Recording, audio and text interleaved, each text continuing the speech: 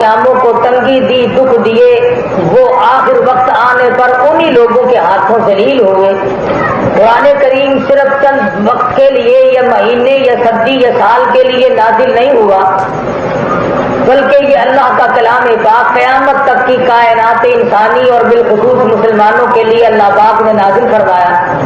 یہ ضروری بات نہیں کہ اس میں صرف وہی لوگ شامل تھے جو مکہ معظمہ میں اس وقت موجود تھے، بلکہ اس وقت کی نزاکت کے اعتبار سے آج کی نزاکت زیادہ مشکل ہے۔ مکہ مکرمہ میں ایک طرف امام الانبیاء محبوب کبریا حضرت محمد مصطفیٰ صلی اللہ علیہ وسلم کی ذات باصفا ہے، اور دوسری طرف آپ کے دشمنوں کا بہت بڑا ایک اجتماع ہے جس کا سرغنہ ابو جہل ہے، عتبہ اور شیبہ ہیں، امیہ ابن خلف ہے۔ ان لوگوں نے مسلمانوں کو تکلیف پہنچانے میں اپنی طرف سے کوئی کسر باقی نہ رکھی۔ جس نے مسلمان ہونے کا اعلان کیا اور جس نے کلمہ پڑھا اس کو اس قدر مارا کہ اپنی طبیعت سیر کر لی۔ صدیق اکبر رضی اللہ تعالی عنہ ارشاد فرماتے ہیں کہ جب میں ایسے مسلمانوں کے پاس سے گزرتا تھا جو ضعیف اور ناتواں قسم کے ہوتے تھے، کمزور تھے، یعنی ان کا خاندان اور قبیلہ کوئی نہ تھا، بلکہ تنہا قسم کے مسلمان جو بنے، ان پر اس قدر ستم ڈھائے گئے، اتنی تکلیف ان کو پہنچائی گئی۔ صدیق اکبر فرماتے ہیں کہ آج ان کو آدمی سن نہیں سکتا، اور تاریخ اپنے آپ کو دہراتی رہتی ہے۔ لیکن ہوا کیا؟ صحابہ کرام جو مار کھا رہے تھے، اللہ پاک نے ان کو کامیابی عطا فرمائی، اور پھر وہ وقت آیا کہ وہ تمام کے تمام ظالم حضور صلی اللہ علیہ وسلم کے صحابہ کے ہاتھوں قتل ہوئے، اور انہوں نے پوری دنیا کے سامنے مار کھائی، حتیٰ کہ سب سے بڑا دشمن جو نبی پاک صلی اللہ علیہ وسلم کا تھا وہ چند بچوں کے ہاتھوں مرا۔ صحابہ کرام نے بھی یہ کبھی نہ سوچا کہ ہم ساری عمر مار کھانے کے لیے رہ گئے، مسلسل مصیبتیں اٹھاتے رہے، اور اس کے بعد بھی مسلمانوں نے دین و اسلام کے لیے، نظام مصطفیٰ صلی اللہ علیہ وسلم کے لیے، کیوں؟ مسلمان کا یہ یقین ہے کہ اسی پہ زندہ رہنا اور اسی پہ مرنا، اسی میں کامیابی ہے۔ ہم سب کی یہ تمنا ہے کہ مرتے وقت بھی آدمی کے منہ سے یہی نکلے، لا الہ الا اللہ محمد رسول اللہ صلی اللہ علیہ وسلم۔ زندگی تو زندگی، مرتے وقت سب کی یہ آرزو ہے، اور تمام لوگوں کی یہ حسرتیں ہیں کہ مرتے وقت قرآن کی تلاوت نصیب ہو، مرتے وقت کلمہ طیبہ نصیب ہو، اللہ کا نام میری زبان پہ ہو جب میرا آخری وقت آئے۔ تو جب آخری وقت کی یہ تمنا اور حسرت اور آرزو ہے مسلمان کی، تو وہ زندگی میں اپنے سامنے اسلام کے خلاف کسی کفر کو کیسے گوارا کر سکتا؟ بالخصوص وہ آدمی اور وہ مسلمان جو رازق اللہ کو سمجھتا ہے۔ بنیادی بات ایمان میں یہ داخل ہے کہ خدا کے سوا کسی کو رازق نہ سمجھے، کہ میرا رازق خدا ہے۔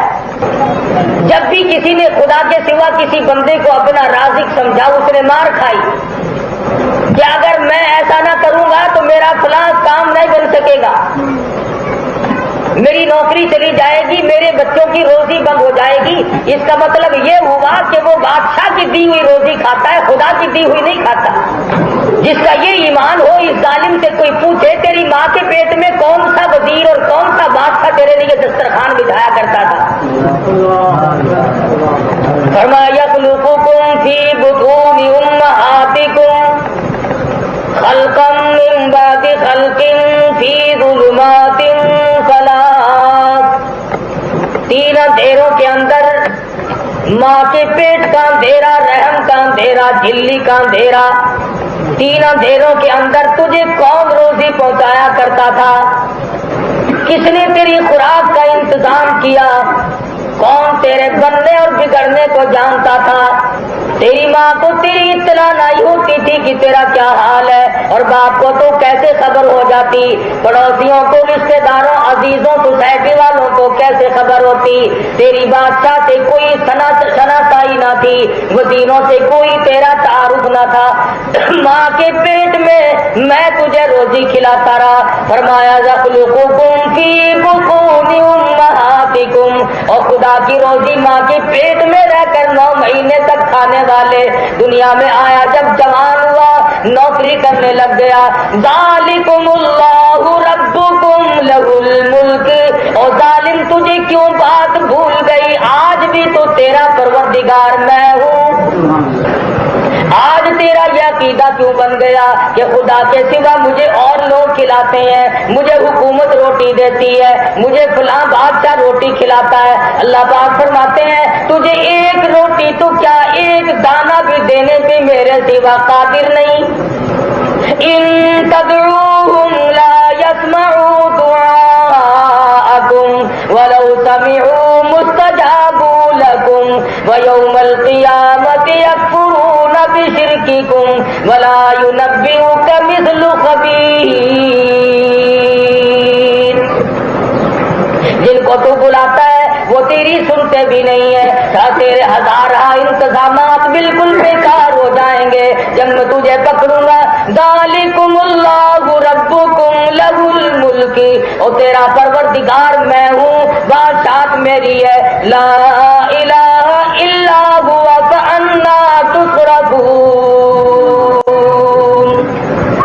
माबूद मैं, मुश्किल कुशा मैं, तमाम लोगों की खबरगिरी करने वाला मैं, सबका रोजी रसा मैं, सबको रोजी पहुंचाने वाला मैं। अरे आज हमारे अकीदे बिगड़ गए, आज मुसलमान खुदा को छोड़कर औरों को अपना राज़िक समझता है, उनके कहने पे जुल्म करता है और डरता नहीं। क़यामत में यूं कहने से तो हरगिज काम नहीं चलेगा। अल्लाह पाक पूछेगा तुमने फलां आदमी को क्यों मारा, जवाब देगा मुझे फलां बादशाह ने फलां अफसर ने हुक्म दिया था। खुदा की कसम, खुदा की अदालत में इस जवाब का कुछ भी न बन सकेगा। और जुल्म की अंधेरे आखिर छटा करते हैं। अल्लामा फखरुद्दीन राजी रहमतुल्लाह अलैह तफसीर कबीर में बादशाह नौशीरवां का वाकया लिखते हैं। सूरे फातिहा की तफसीर देखें, मालिक यौमिद्दीन की तशरीह है। अल्लाहु अकबर। मुसलमान हो और नमाज पढ़ता हो तो एक वक्त में वो कई मर्तबा ये इकरार करता है अल्हम्दुलिल्लाहि रब्बिल आलमीन, तारीफ बयान करता हूँ उस मालिकुल मुल्क की जो सारे जहान को पालने वाला है। अर्रहमानिर रहीम, वो बड़ा मेहरबान और बड़ा करीम है। मालिक यौमिद्दीन, अरे वो आज भी मालिक वही और क़यामत का मालिक भी वही।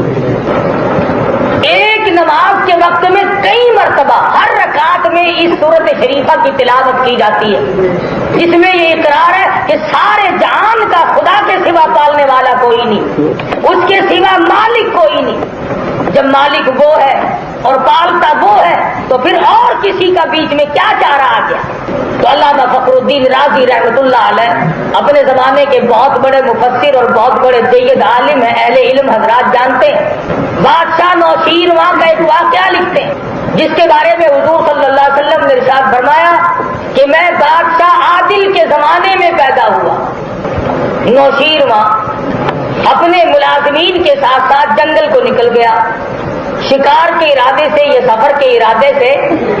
जंगल बहुत तूलो तवील था, साथियों से बिछड़ गया और जब साथियों से अलग हुआ तो धूप और भूख और प्यास ने परेशान कर दिया। बड़ी मुश्किल से सफर करता करता एक बाग में जा निकला जो अनारों का बाग था। तो बाग में कुछ देर सस्ताया, छांव में आराम किया। इसके बाद बागबान को तलाश किया, मालिक को ढूंढा। बादशाह होकर ये ना सोचा कि मैं यूं ही खाना क्यों ना शुरू कर दूं, जानता था कि ना मालूम इसका मालिक कौन है। जब मालिक को तलाश किया तो एक नौजवान लड़का मिला। उसको कहा कि मैं मुसाफिर हूं, मुझे प्यास बड़ी लगी है। उसने कहा अच्छा। वो एक अनार तोड़ के लाया और उसने उसके सामने अनार के दाने को निचोड़ना शुरू किया। अरक निकाला तो गिलास भर गया एक अनार से। और जब बादशाह ने पिया तो बड़ा लजीज और बड़ा जायकेदार और बड़ा ही मीठा और बहुत ही खुश जायका। तो गिलास पीते ही बादशाह के दिल में ये बात आई कि हमारे महल में, हमारे घर में तो ऐसे अनार कभी भी नहीं आए। ये देहात के रहने वाले ऐसे ऐसे अनार खाते हैं, ये बाग तो हमें छीन लेना चाहिए। हमें इस बाग को कौमी मिल्कियत में ले लेना चाहिए। नाम कौमी मिल्कियत का होगा, खाएंगे हमारे। कौम को कौन देता है?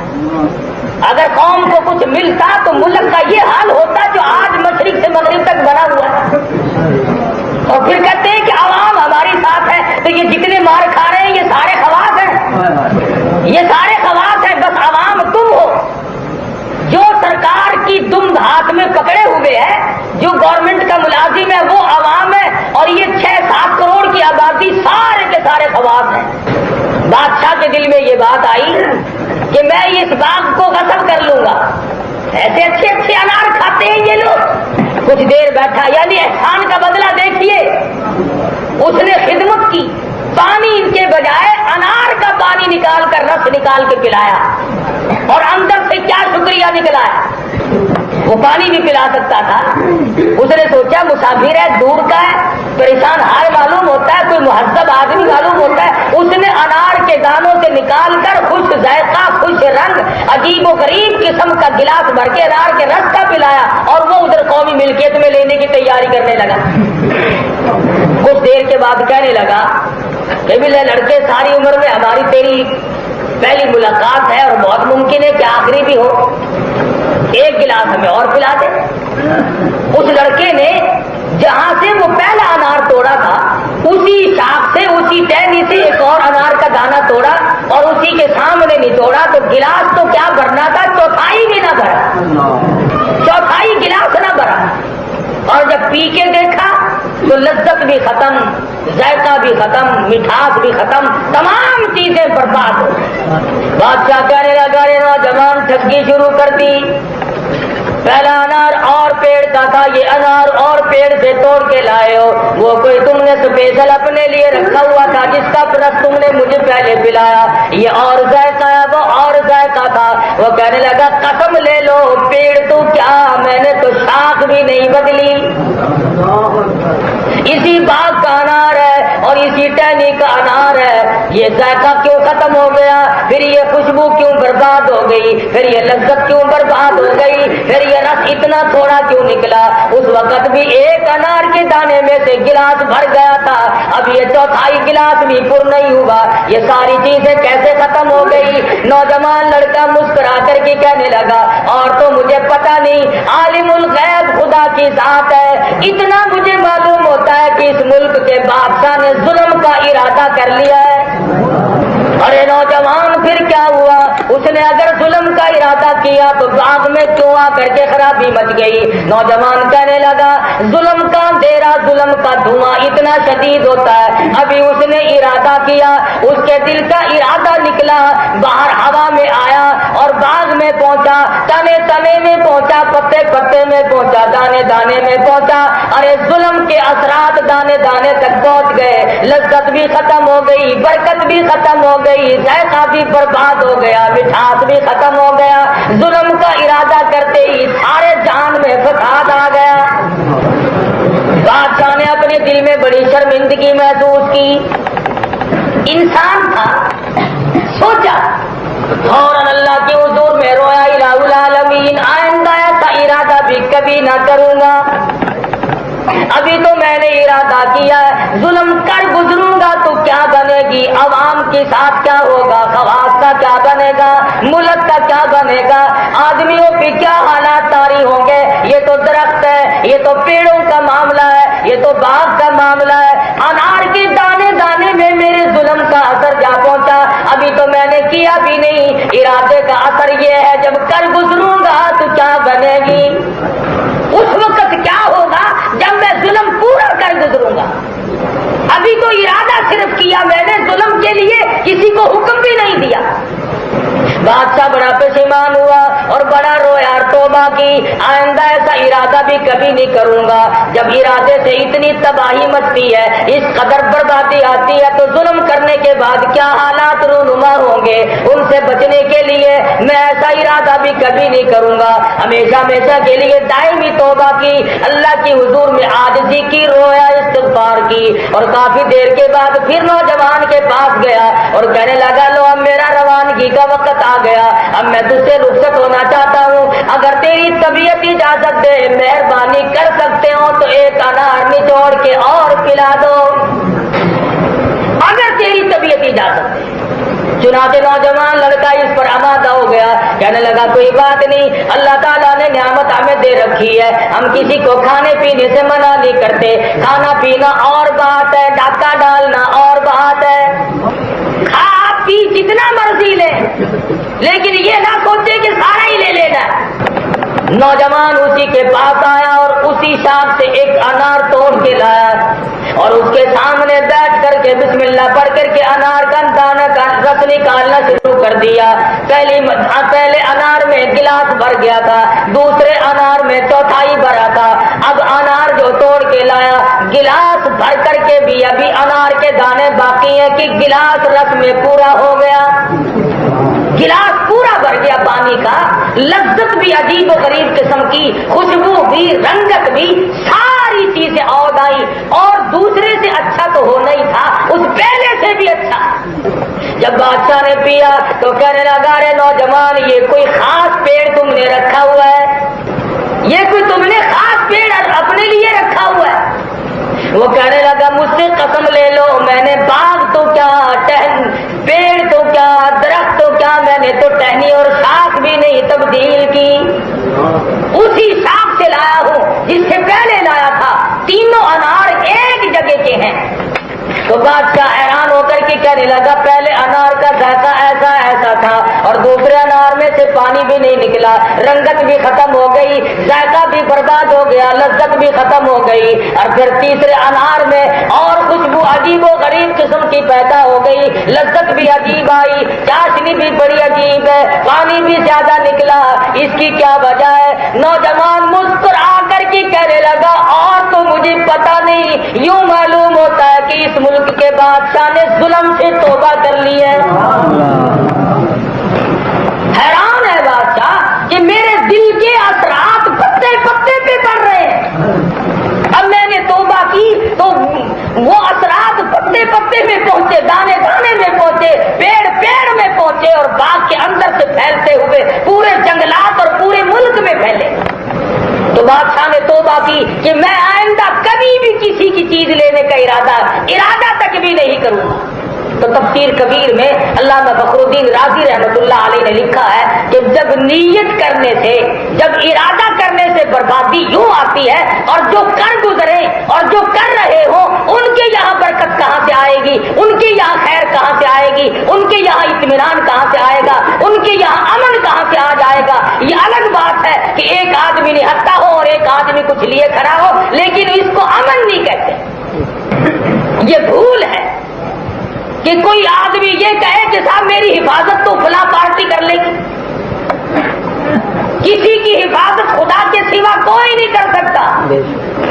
اور ان لوگوں کے بارے میں یہ خیال کرنا کہ صاحب یہ تو مار کھا کھو کر کے یوں بیٹھ بٹھائی جائیں گے، یہ تو غلط بات ہے۔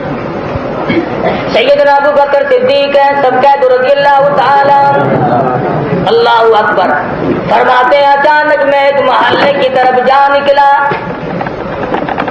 اور میں نے جا کے کیا دیکھا، ایک غریب نوجوان کو کئی آدمیوں نے زمین پہ لٹایا ہوا ہے، زمین پہ لٹایا ہوا ہے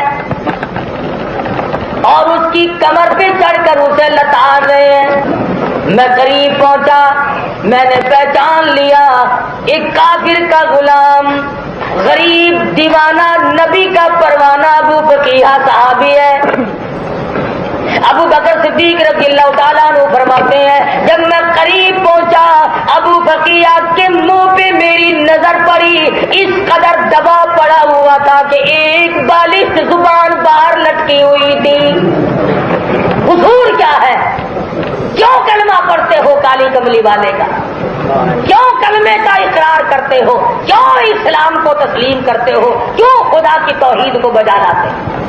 تاکہ صحابہ کرام نے کسی کے نہیں مارے، چوری کبھی نہیں کی، بلکہ صرف ان کے یہاں جرم یہی تھا کہ وہ کلمہ کیوں پڑھتے ہیں، نبی کی غلامی کا اعلان کیوں کرتے ہیں۔ اور وہی بات آج ہمارے سامنے آئی ہوئی ہے، ایک طرف اشتراکیت کو لایا جاتا ہے ایک طرف لینن اور کار مارکس اور موزے تنگ جیسے کافروں کے قانون کو لایا جاتا ہے، اور ایک طرف محمد عربی صلی اللہ علیہ وسلم کے اسلام اور قرآن کو نافذ کرنے کی کوشش ہو رہی ہے۔ ہم خدا کو خدا مانتے ہیں، اور یہ روس اور چائنا کے سوشلزم کے بڑے بڑے گدھوں کو خدا مانتے ہیں۔ ہم خدا کی مخلوق میں سے کسی کا بنایا ہوا قانون بھی خدا کا قانون کے مقابلے میں ہرگز اسے جگہ دینے کے لیے تیار ہے۔ اور دو تجربہ یہ اب کر رہے ہیں، مسلمانوں کے 1400 سال میں ہزاروں لاکھوں مرتبہ تجربے ہو چکے ہیں، لاکھوں مرتبہ۔ علامہ شاہ عبد العزیز محدث دہلوی رحمۃ اللہ علیہ کے انگریزوں نے مشینوں کے ذریعے انگوٹھے کھینچ دیے، چھپکلی کا اوون بنا کر پلا دیا، شاہ صاحب کو کوڑ لگ گیا۔ ہم رہے یا نہ رہے، نظام مصطفیٰ کو کوئی فنا نہیں کر سکتا۔ جتنے بھی نظام مصطفیٰ کو فنا کرنے کے لیے لوگوں کو مارتے ہیں، تکلیف دیتے ہیں، پریشان کرتے ہیں، خدا کی قسم یہ سب مرنے والے ہیں، ان سب کی موت آگے رہے، لیکن ہم مریں گے کلمہ پڑھتے ہوئے، اور یہ انہی لوگوں کا نام لیتے ہوئے مریں گے آخری وقت میں بھی جن کی وجہ سے یہ لوگوں کو مارتے ہیں۔ خدا جب حساب و کتاب مانگے گا، اللہ پوچھے گا جب دنیا سے چلے تو کیا کر رہے تھے؟ کوئی ایک کہے گا میں کلمہ پڑھ رہا تھا، دوسرا کہے گا میں کلمہ پڑھنے والے کے اوپر لاٹھیاں برسا رہا۔ صدیق اکبر رضی اللہ تعالیٰ عنہ فرماتے ہیں میں نے دیکھا کہ اچانک اس قدر ایک مسلمان کو مار پڑ رہی ہے، میں نے ان ظالموں سے کہا نہ مارو۔ ظالم کی یہ بڑی عادت ہے، اسے جتنا کوئی یوں کہے نا کہ نہ مار، وہ اور مچڑتا ہے، مستی میں آ جاتا ہے۔ اب جتنے بھی علماء، صلحاء، بزرگان دین، اللہ والے، سمجھدار، حاجی، نمازی، غازی، سب یہ بتلا رہے ہیں کہ پرامن تحریک ہے، پرامن مطالبات ہیں، لیکن جان بوجھ کر جتنا منع کرتے ہیں اتنے ہی اس میں رفڑ بازی میں جاتے ہیں۔ میں یہ سمجھنے سے قاصر ہوں کہ اسلام آنے میں اور نظام مصطفیٰ کے نافذ ہونے میں انہیں کیا تکلیف ہے؟ اگر قرآن کے دشمن ہو تو اعلان کرو سیدھا سیدھا کہ ہمیں قرآن گزارے نہیں آتا، اسلام نہیں آتا، نبی کی نبوت ہمیں راس نہیں آتی، خدا کی توحید ہمیں راس نہیں آتی، کھلے اعلان کرو، پھر یہ منافقت کہتی ہے۔ سیدنا ابو بکر صدیق رضی اللہ تعالی عنہ فرماتے میں نے منع کیا نہ مارو، غریب آدمی ہے، مسکین ہے، نہ مارو۔ انہوں نے کہا غریب کو مارنے میں تو مزہ آتا ہے، تکڑا کم مار کھاتا ہے، تکڑا کم مار کھاتا ہے، مار تو کھائے گا ہمیشہ غریب، مار کھائے گا کمزور، مار کھائے گا مسکین، لیکن اس وقت تک جب تک کہ اس کا خالق و مالک اس کا ساتھ نہ دے، اور جب وہ ساتھ دے گا تو پھر اس کا مقابل دشمن جو ہے وہ مرا مرایا۔ سیدنا ابو بکر صدیق رضی اللہ تعالیٰ عنہ فرماتے میں نے تو منع کیا کہ نہ مارو، غریب ہے، وہ اور مستی میں آ گئے۔ ابو بکیہ کی کمر پہ پشت پہ چھلانگیں لگانی شروع کر دی۔ فرماتے ہیں میں بالکل قریب کھڑا تھا، نزدیک تھا، اچانک میرے کانوں میں ابو بکیہ کی پسلیاں کڑاک کڑاک کر کے ٹوٹنے کی آواز آنے لگی۔ صحابی کی پسلیاں توڑ دی۔ جرم کیا ہے؟ کلمہ کیوں پڑھتا ہے؟ امام الانبیاء کی غلامی کیوں اختیار کی ہے؟ کالی کملی والے کا غلام کیوں بنا؟ قرآن پر ایمان کیوں لایا؟ اللہ کی توحید پہ ایمان کیوں لایا؟ انہوں نے بھی یہ اتہام الزام نہیں دیا کہ ہماری چوری کی ہے، ہمارا کوئی نقصان کیا ہے۔ ابو بکر نے پوچھا لوگوں کیوں مارتے ہو؟ کہنے لگے جب تک یہ کلمے کا انکار نہ کرے اسی طرح سے مار کھانی پڑے گی۔ ابو بکر صدیق رضی اللہ تعالیٰ عنہ فرماتے ہیں میں دیکھ نہ سکا، میں سہ نہ سکا، میں نے اسی وقت انہیں کہا نیچے اتر جاؤ، ظالمو تمہارا غلام ہے، سودا کر لو میں خرید لوں گا۔ کہنے لگے ہاں یہ بات ممکن ہے کہ ہو جائے، لیکن یوں ہی چھوڑ دینا، دو راستوں کے سوا تیسرا کوئی نہیں، یا تو یہ جان سے مر جائے یا کلمے کا انکار کرے۔ ابو بکر صدیق सिद्दीक रज़ी अल्लाह ताला अन्हु फरमाते हैं कि मैंने उनसे सौदा करना शुरू किया तो बड़ी मुश्किल से सौदे पे आमादा हुए और कहने लगे हम अबू बकिया के बदले में 200 दिनार लेंगे, 200 दिनार के बदले में हम इसे बेच सकते हैं। अबू बकर सिद्दीक रज़ी अल्लाह ताला अन्हु फरमाते हैं उस वक्त हमारे लिए इतनी बड़ी दौलत थी 200 दिनार के हाथ नहीं आया करते थे। बड़ी मुश्किल से मैंने कहा चलो अबू बकिया को मैं 200 दिनार में ही खरीद लेता हूँ। क्यों? इसलिए क़यामत में अगर अल्लाह पाक ने मुझसे ये पूछ लिया अबू बकर मेरे एक मुसलमान बंदे की तेरे सामने पिटाई हुई और तुम उसे खड़े देखते रहे तो मैं उसका क्या जवाब दूंगा? मेरे पास उस वक्त क्या जवाब होगा?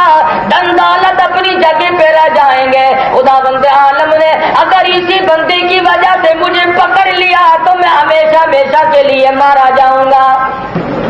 अबू बकर सिद्दीक रज़ियल्लाहु ताला अन्हु ने खरीद लिया, जालिमों के नीचे से निकाल लिया, उन्हें पैसे अदा कर दिए और अबू बकर सिद्दीक ने नीचे से निकाल कर जख्मों की मरहम पट्टी की और कपड़े झाड़े और जल्दी से ठंडा पानी का प्याला लाकर अबू बकिया को पेश कर दिया।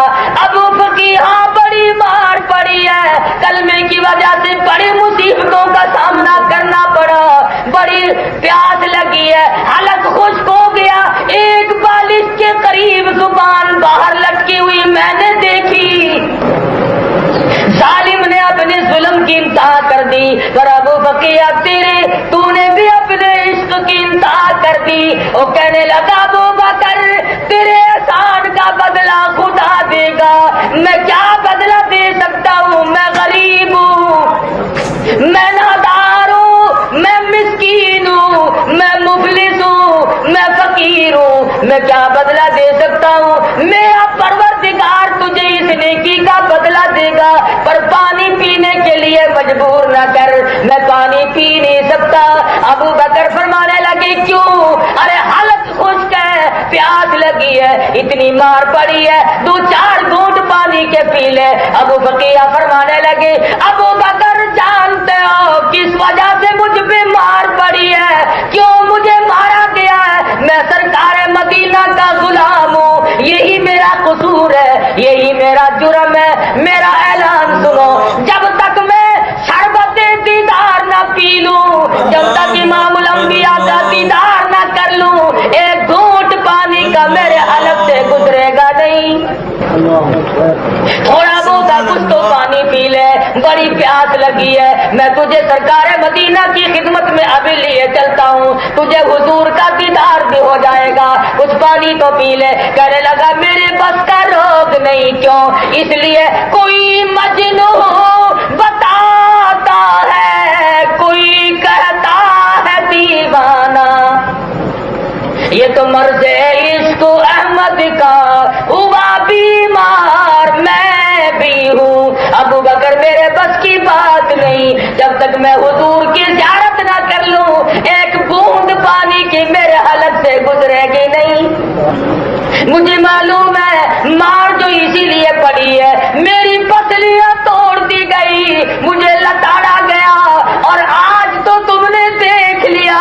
रोजाना तुझे क्या मालूम जो रात को मुझ पे मार हमेशा पड़ा करती थी, मैं तो बड़ी मार खाता चला आया हूँ। अबू बकर सिद्दीक रज़ियल्लाहु ताला अन्हु ने अबू बकिया को साथ लिया, सहारा दे के लेके चले।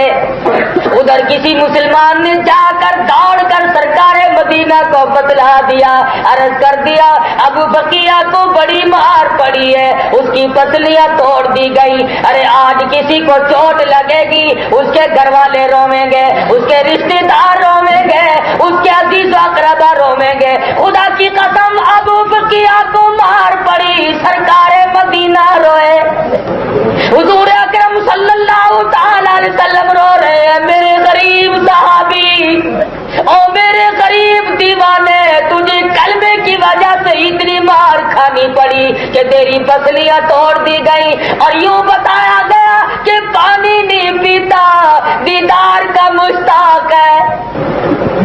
हुजूर अनवर सल्लल्लाहु ताला अलैहि वसल्लम इंतजार फरमा रहे हैं। अबू बकर بقیہ کو لے کر آئیں گے، اپنے گھر سے باہر تشریف لے آئے۔ قربان جاؤں سرکار مدینہ کے ان غلاموں پہ جو حضور صلی اللہ تعالی وسلم دیدار کرانے کے لیے تشریف لائے۔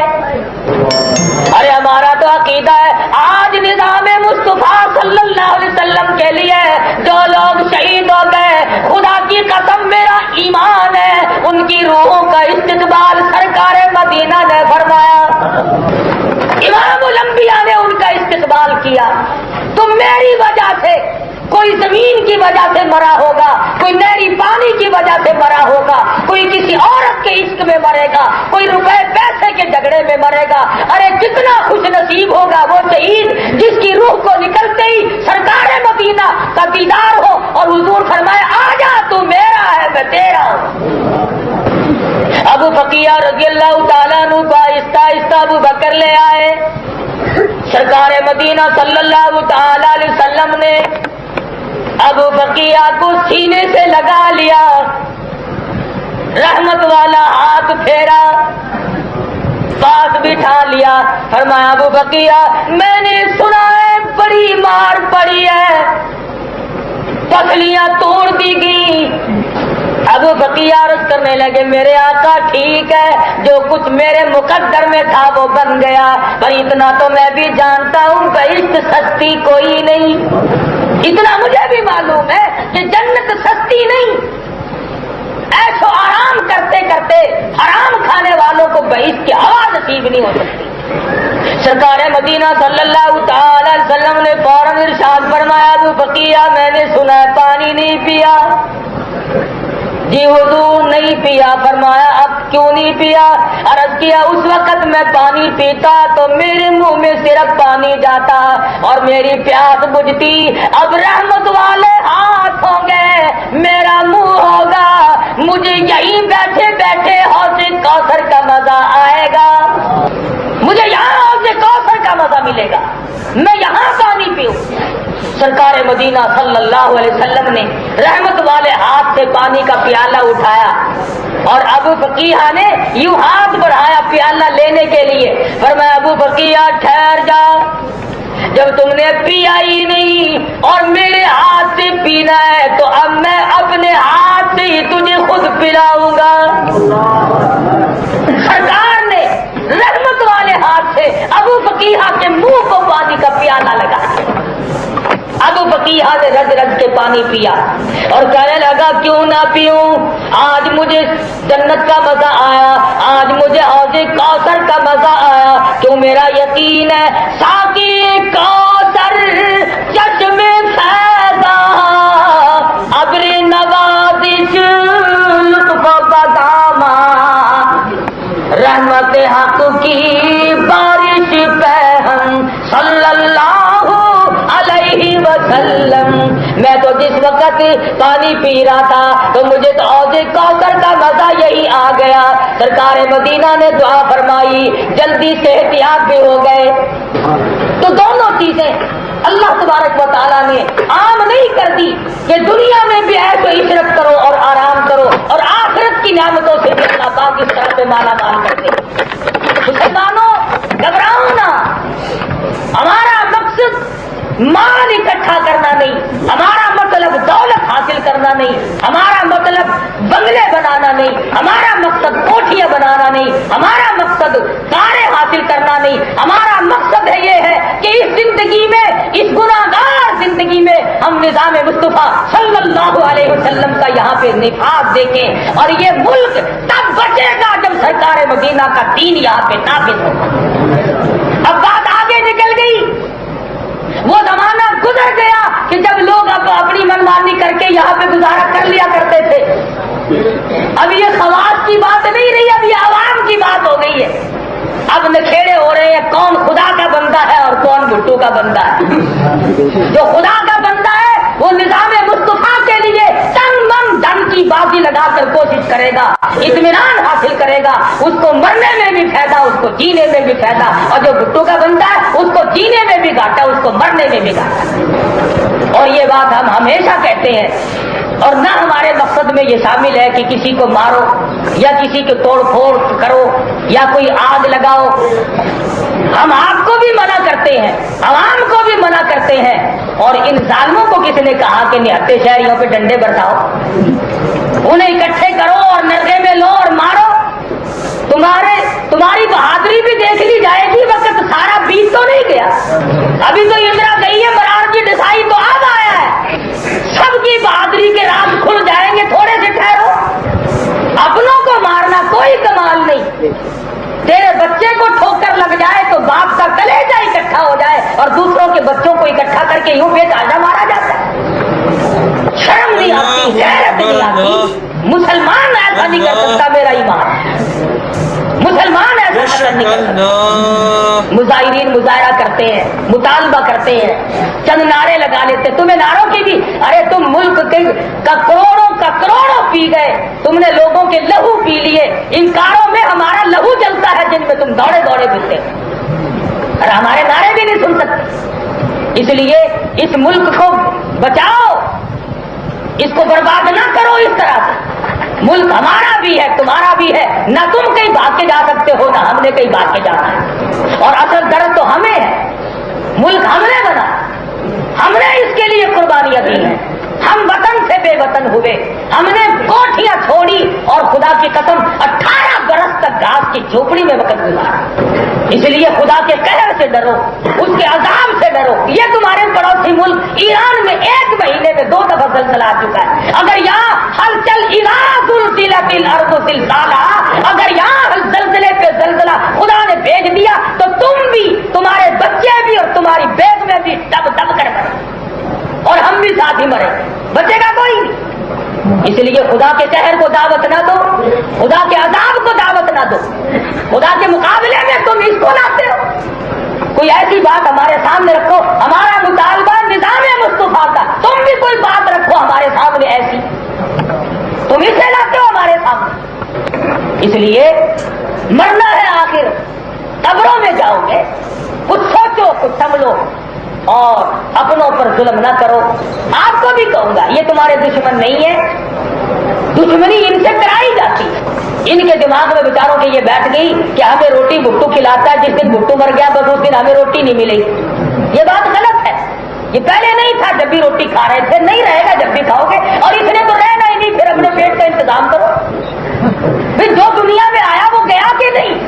آخر بھٹو کی ماں بھی مری ہوگی, بھٹو کا باپ بھی مرا ہوگا, اس کا دادا پردادا بھی مرا ہوگا. یہ ہمیشہ کیسے رہے گا؟ پھر تم بھٹو کے ساتھ سارے قبر میں دفن ہو جاؤ گے. شرم والے ہو تو اسی دن سارے مر جانا. اس لیے یہ تو بات ایسی کوئی نہیں, سیدھی سادی بات مسلمانی بات ہے. اگر کسی غیر ملک سے آئے ہیں یہ لوگ, پھر اور بات ہے. اللہ تبارک و تعالیٰ سے ہر وقت دعا بھی کرو. میں عورتوں سے بھی مردوں سے بھی کہوں گا, صبح و شام ہر وقت, اصل تو ہر وقت نہیں, صبح کی نماز کے بعد ہر مرد عورت جس کو آتی ہو سورۃ یاسین کی تلاوت کرے. میں نے پہلے بھی سنایا ہوگا, ہجرت کے واقعات میں اللہ پاک نے حضور صلی اللہ علیہ وسلم کو خود حکم دیا کہ میرے نبی سورۃ یاسین پڑھتے چلو اور چلتے چلو. یہ دشمن سے حفاظت کے لیے بہت بڑا ہتھیار ہے. سورۃ یاسین پڑھو اور ہر وقت آیت کریمہ کا ورد کرو. مرد عورت چھوٹے بڑے ادھر ادھر کی باتیں کرنے کے بجائے اللہ کا نام زیادہ سے زیادہ لو, تاکہ یہ بلا, یہ ظلم, یہ ظالم ہمارے سر پہ ڈلے. انشاءاللہ ٹلا.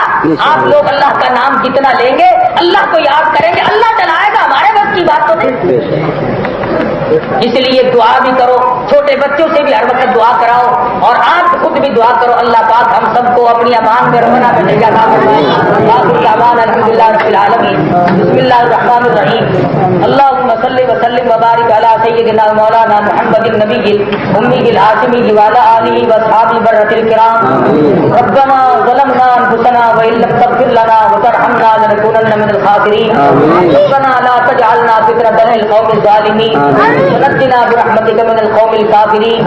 واعف عنا واغفر لنا وارحمنا انت مولانا فانصرنا على القوم الكافرين. اے اللہ سب بیماروں کو شفا عطا فرما. یہ ہمارے حافظ عبد الاول صاحب جو اذان دیتے ہیں, ان کی دادی بڑی سخت بیمار ہے, دعا کرو اللہ پاک سے استقامت بخشے, اور بہت قریب ہو تو اللہ ایمان کے ساتھ خاتمہ کرے. ایک اور نوجوان بڑا پریشان ہے, دل کا دورہ, بچی بیمار, اللہ پاک سے دعا کرو اللہ اس کے دکھوں کو دور. اللہ سب بیماروں کو شفا عطا فرما. یا اللہ جتنے اس تحریک میں زخم کھا کر اسپتالوں میں گھروں میں پریشان ہیں, تڑپ رہے ہیں, یا اللہ سب کو ارتکاب عطا فرما۔ یا اللہ جو شہید ہو گئے ہیں سب کو جنت الفردوس کے اعلیٰ سے اعلیٰ عطا فرما۔ یا اللہ تمام مسلمانوں کی تحریک کو کامیاب فرما۔ پروردگار ہمارے اعمال کو نہ دیکھ، ہماری بدعمالیوں کو نہ دیکھ، اپنے کرم اور فضل کو دیکھ۔ مولا یہ سارا ملک بھٹی کی طرح سے تپ رہا ہے، کرم فرما۔ یا اللہ اس مصیبت کو دور فرما۔ یا اللہ جو ظالم ظلم کر رہے ہیں ان سب کو برباد کر دے۔ مالک کائنات چھوٹے بچے مرد عورت سارے پریشان ہیں، سب پریشانوں کو دور فرما دے۔ الہی ہم گناہگار ہیں، سیاہکار ہیں، تیرے کرم کے امیدوار ہیں، کرم فرما۔ یا الہی فضل فرما۔ الہی نوجوان بچے شہید ہو رہے ہیں، یا اللہ بڑے بڑے عزت والے لوگ ذلیل ہو رہے ہیں، یا اللہ ہماری آبرو مٹ گئی، پروردگار عالم لوگوں کے کاروبار تباہ ہو گئے، الہی امن خطرے میں پڑ گیا۔ مالک کائنات ہم سب کی عزت آبرو کی حفاظت فرما۔ یا اللہ سب کی جان کی حفاظت فرما۔ یا اللہ اس ملک کو کیا کیا قربانیاں دے دے کر کے حاصل کیا تھا، اے اللہ اس ملک کو بچا لے۔ پروردگار عالم اس ملک پہ اپنا فضل فرما، الہی اس مخلوق پہ اپنا کرم فرما۔ یا اللہ ظالموں کے ظلم سے بچا، الہی ان ظالموں کو ہدایت دے، اگر ان کے مقدر میں ہدایت نہیں تو ان ظالموں کو تباہ و برباد کر دے۔ اے اللہ ان کو سبا ہستی سے مٹا دے، الہ العالمین ان کا نام و نشان مٹا دے۔ پروردگار عالم اسلام کو غالب فرما۔ اے اللہ انہوں نے تانے مارنے شروع کر دیے کہ اسلام ہار گیا، اے اللہ اسلام کو غالب فرما۔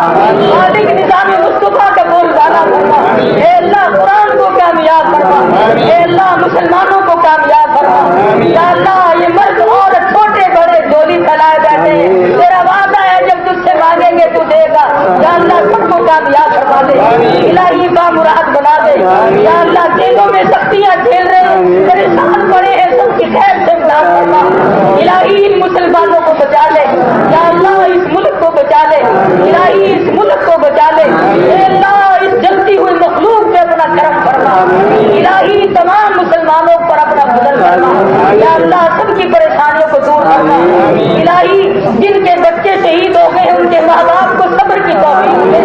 یا اللہ جو بیوہ ہو گئی ہے ان کو صبر کی توفیق دے۔ اے اللہ جن کے بچے یتیم ہو گئے ان کا انتظام کرنا، اے اللہ جو باپ کو ترس گئے، الہی جو بھائی کو ترس گئے، مولا جو ماں اپنے بیٹے کو ترس گئی ان کے اطمینان کا ذریعہ بنا دے۔ مالک جنہوں نے یہ ظلم کیے ان کا نام و نشان مٹا دے، اے اللہ انہیں تباہ و برباد کر دے۔ یا اللہ ہمیں تو تیرے کرم کا سہارا ہے، یا اللہ تیرے قرآن کا سہارا ہے، یا اللہ نظام مصطفیٰ کا سہارا ہے۔ مالک ہمارے پاس تیرے کرم کے سوا کوئی سہارا نہیں، الہی تو ہمارا کریم ہے، مولا تو ہی ہمارا خالق و مالک ہے، الہی تو نے پیدا کیا، الہی تو ہی ہم سب کو کامیاب فرمائے گا۔ اے اللہ ایمان کے ساتھ موت عطا فرما، اے اللہ کامل ایمان کے ساتھ خیر فرما۔ ربنا آتنا فی الدنیا حسنۃ وفی الآخرۃ حسنۃ وقنا عذاب النار۔ ربنا لا تزغ قلوبنا بعد إذ هديتنا وهب لنا من لدنك رحمة إنك أنت الوهاب۔ اے اللہ جو جو مصیبت زدہ ہے سب کی مصیبتوں کو دور فرما، یا اللہ سب کی پریشانیوں کو دور فرما، خیر سے تمام مسلمانوں کی جان مال کتابوں کی حفاظت فرما۔ صلی اللہ علیہ حبیبہ محمد وعلی آلہ وصحبہ اجمعین برحمتک یا ارحم الراحمین۔ برحمتک یا ارحم الراحمین۔ سبحان اللہ سبحان اللہ، اللہ اکبر۔ دوستو یہ تھا آج کا پیارا سا قاری حنیف ملتانی صاحب کا بیان جو آپ نے سنا۔ اس بیان کے آخر میں دوستو آج ہم آپ سے شیئر کرنے والے ہیں کچھ زکوٰۃ کے متعلق۔ اللہ تعالیٰ نے فرمایا بے شک صدقات یعنی زکوٰۃ کے مستحق فقراء اور مساکین ہیں۔ فقیر اور مسکین میں